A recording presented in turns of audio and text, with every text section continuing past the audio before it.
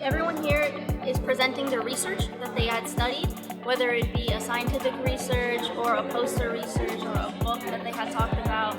No, this is an internship.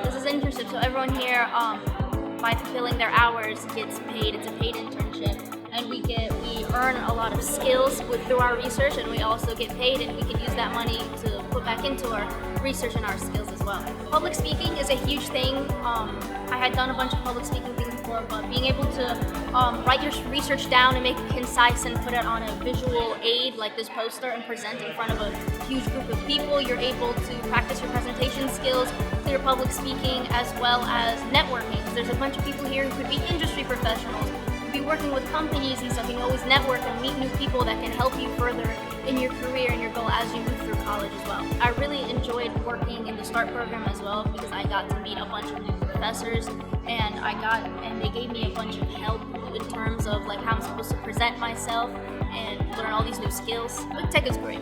Go Eagles.